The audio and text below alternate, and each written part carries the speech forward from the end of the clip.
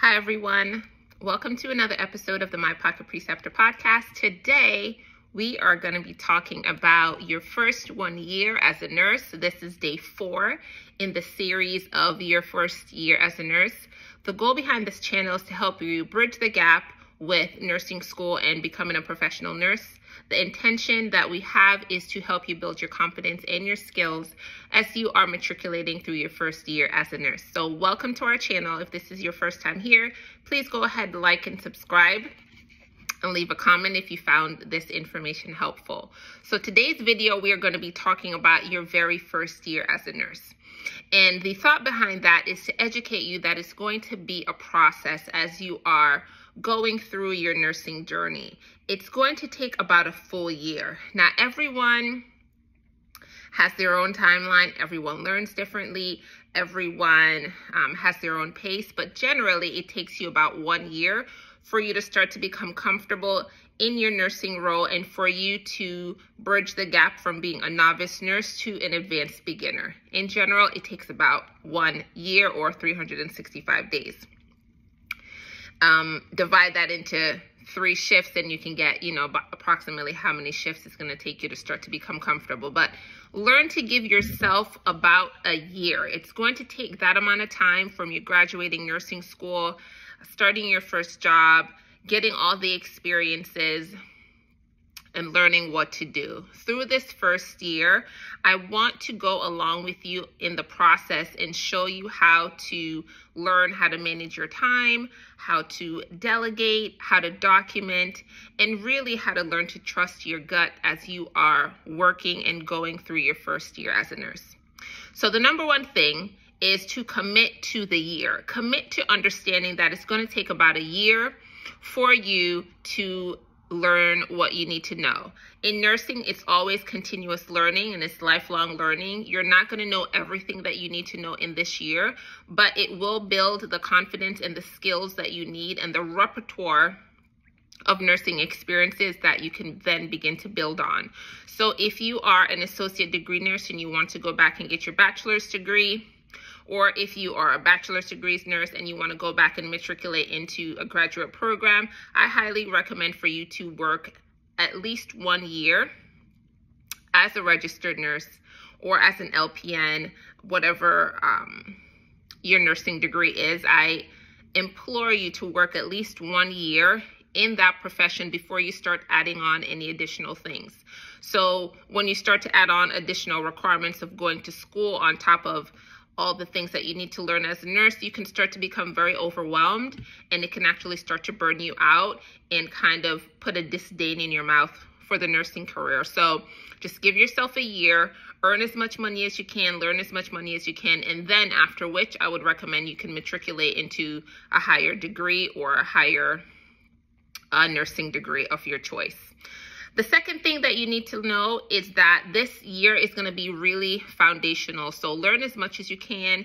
If you need to get a mentor, go ahead and get a mentor. I offer group coaching or one-on-one personalized coaching, but you don't always have to come through me. You can find a nurse on your floor that you really vibe with or you really can learn from. Someone whose practice that you'd like to duplicate, or someone's practice who you really like how they take care of their patients, you really like how they assess their patients, you like how thorough they may be or how nurturing they may be, and you want to kind of duplicate their practice. Ask them if they would mentor you, or look on your floor to see if they have opportunities for you to work with a mentor. Certain hospital systems have it where you can sign up for a mentor. I mentored quite a few students on the floor, not students, excuse me, new to practice nurses on the floor when I was working in neuro. So go ahead and ask for the support system that is available for you. Number 3, I want you to learn that you don't take every job that comes to you. So as a new to practice nurse, you may get offered so many jobs, but really try to take jobs that's going to have a good support system for you. I would not recommend for you to start out in a job where you're going to be doing it independently.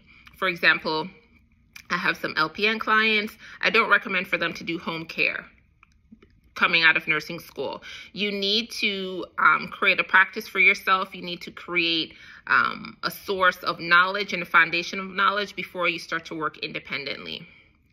So I wouldn't recommend that for you to start working independently. And if you are considering that, then I would advise you to do like a SWOT analysis and see what is the benefits, the pros and the cons for you doing that particular role. There's so many other options. You don't have to do home care, or you don't have to do a nursing role where you're going to be independent and not have a lot of support systems for you, especially during your first year of nursing. Also, I wouldn't recommend any kind of travel nursing. Travel nursing has always been a way that nurses can bolster their paychecks and really start to get paid as we desire to get paid. But in the first year, I would not recommend for you to go ahead and do travel nursing, because I've had a contract for travel nursing and it was 2 days orientation. And that is not enough if you're a new to practice nurse. So it could put your license at risk, even though the money is good, but it can put your license at risk, number one. And then also with these different facilities, you're not given enough time up front to learn all their policies. You'll have to know where to find these policies. And sometimes the staff may not be very welcoming, or they may not be very accommodating to you because they understand that you are getting paid sometimes double or triple the hourly rate that they're getting paid. So I would not recommend that either. And the last thing is to think about the job that you want and go for it. I have a client who she wants to do ED nursing, and that's what we're focusing on. We're focusing on getting her a job in the emergency department because that is what she wants. Now, she can get a job on Med-Surg, and she will learn quite a few of the same things. She'll learn time management, she'll learn delegation, she'll learn documentation, and she'll learn to trust her gut. But why not go for the job that you really, really want? So that's what I always advise my clients to do. Go ahead for the job that you really want, but also give yourself grace and understand that even if it's not your ideal job coming out of nursing school, you'll still be able to learn a lot of the skills and a lot of the tools that's going to bolster your practice as a nurse. Let me know if you have any questions or if there's anything else that you'd like for us to talk about. Join us on the next video where we're going to be sharing what to do in day 5 of your nursing journey. Thank you in advance, and I'll see you in the next video.